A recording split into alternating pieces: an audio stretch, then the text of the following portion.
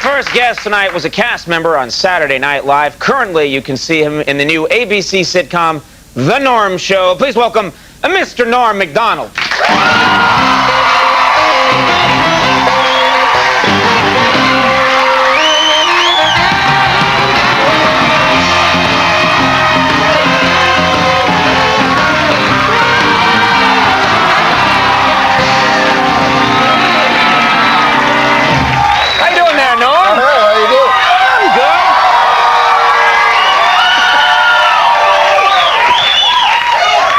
Me. I used to come on the show. They're angry with you. Why? I don't know. It just sounded like they were yelling at you. They're angry? Yeah, no. Good to have you here. I'm happy to be here, man. It's fun. Yeah.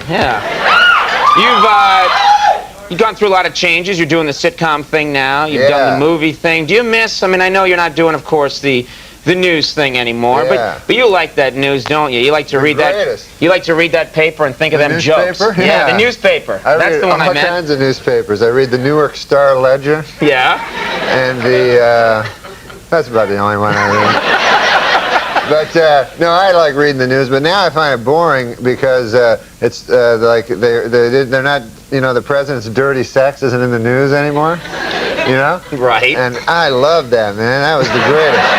And now... That's why you read the news, to find some of the dirty sex. Right. And now it's like, you know, now because all the Americans, you know, they said, oh, we don't want to hear about that anymore. We want to get back to the issues.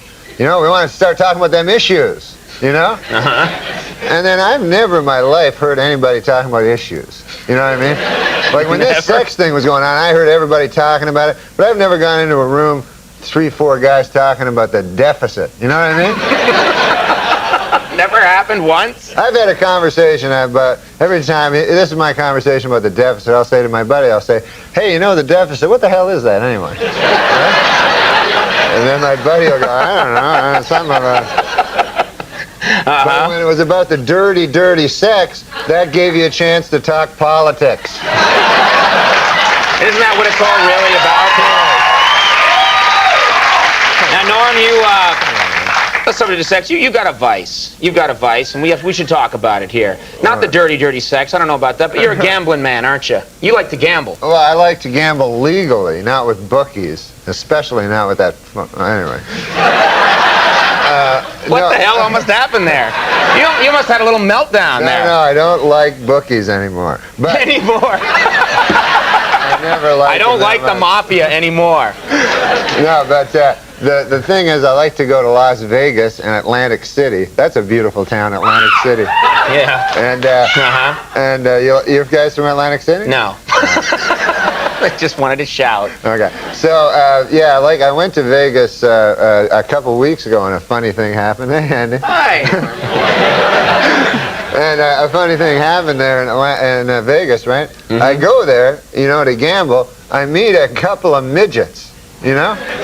Couple of midgets? Yeah. Little people, I call them. Well, I don't think of people as little people. Okay, your word's better. Yeah. Go ahead anyway. You meet a couple of midgets. I know a lot of people in show business talk about the little people. Right. But I think everybody's the same. The midgets, the regular people. Okay. You know? We're all human beings. We're all human beings. That's good. You're not. That's good. You have a good attitude. Some of us are, you know, short and have weird big heads. So, anyway, these guys. That neck went out there for a second, but it's better now. These two midgets, man, they were the funniest dudes. And one of them was telling me that him and his buddy decided to get a couple of prostitutes, you know, because midgets, they can't have sex very much with the women, you know. And, so they say, we'll get a couple of prostitutes. I didn't know that, but okay. Yeah. So they say, let's get a couple of prostitutes, right? So the other midget goes, hey, man, that's great. So what are they, Cheech and Chong? Like you're two midgets like, hey, dude. Yeah, man, that sounds heavy. Well, you know. All right. So the midgets, the one midget, they get their two prostitutes, you know, and they take them up to their room, you know, in the hotel. And so the one midget, he gets in the room with the girl, and they're in separate rooms here? Yeah, separate rooms, but they're adjoining. Right, right. So the one midget, he gets with the prostitute, and he wants to have sex with her, but he'd been drinking a lot, so he had trouble, like, performing, you know? Yes, I know. Right. Nobody knows better than you about that. So the one midget, he gets in with his girl, but he's too drunk to perform, and he feels real bad, right? So then, this is what the guy's telling me, the midget. He goes down, then afterwards, he says, okay, get out, you dirty whore, you know? He blames her, you know? Right, blames her, yeah. Okay. So she leaves, and then he's feeling all bad, so he listens with a glass to the next room where his buddy is with his prostitute. Right. And he hears, like, in the next room, he hears, 1, 2, ah! 1, 2, ah! 1, 2, ah! 1, 2, ah! Right. 1, 2, ah! Right. Stop doing it. Yeah. Okay. So he goes, oh, that dirty, dirty midget's having some fun sex over there, you know? So... he calls him a midget too? Yeah. But he's a midget. All right, whatever. So he feels bad, you know? Right. And the next day, man, he meets his buddy midget at the coffee shop. And he goes, and the guy goes, hey, man, how'd it go last night? And the one guy goes, oh, man, it was horrible, you know? I was too drunk. I couldn't perform with my prostitute. He goes, but it sounds like you had a good time. And then the other guy, midget, goes, what, are you kidding? I couldn't even get up into the bed.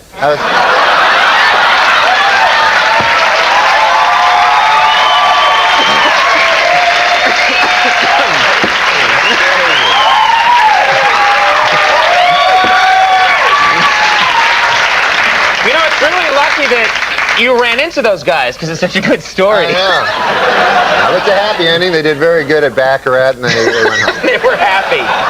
Well, you're in Los Angeles now, okay, and you're doing this show. Do you like the L.A.? You like it there? I don't like it that much. No. Why? Why don't you like it there? It's beautiful, and I think you'd. No. Well, it's hot, you know. It's really hot, and is that what you're getting to? I don't know. I thought you had a story about being in L.A. You want to talk about midgets some more? Just whisper the story in my ear. You said you were carrying bags of groceries? Yes, exactly. That's the story. But it started off with it was hot in L.A. And this is a bad, lame story. But okay, so let me get this right. You can't remember it. We just revealed that we talked about it in the hallway beforehand, and now you're telling people it sucks. You want to go for it? Yeah, I'll tell it. No, it's not.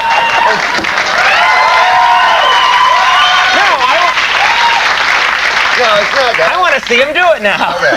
So we've set up a lot. You're going to make me cry. Yeah. I believe this is all spontaneous. Sorry, Junior.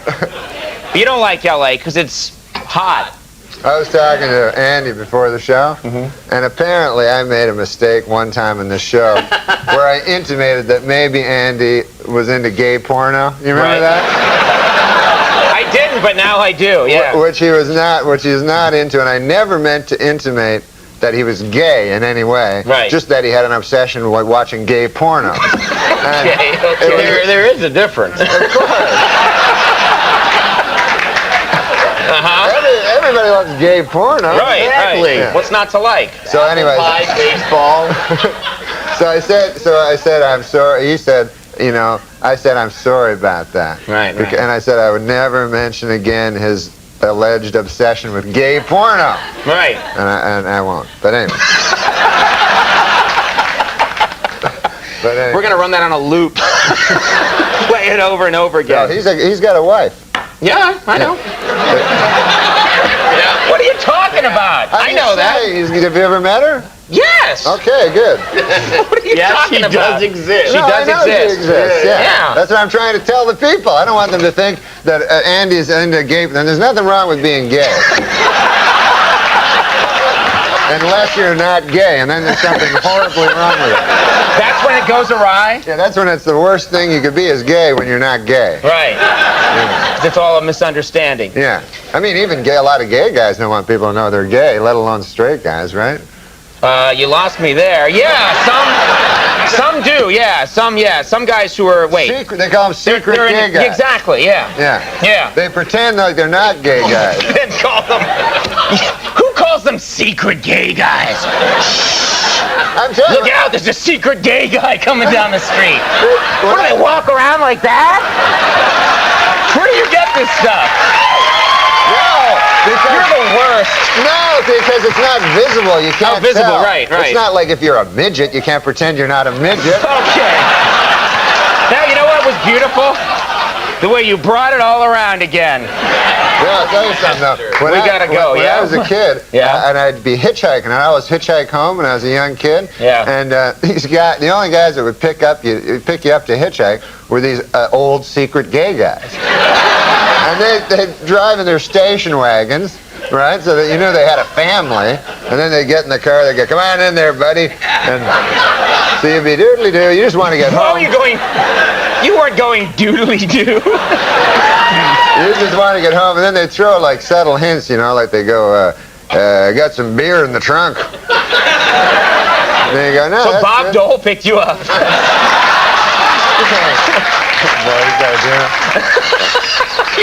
That's the one guy you do. Hey, I got some beer in the trunk. I do that one voice. The Norm Show is Wednesdays at 9:30 p.m. on ABC. Best of luck with that. And if you can think of a group you didn't offend, come on back. I love gay guys. The midgets, the gay people. No, everybody. Rashamba coming up.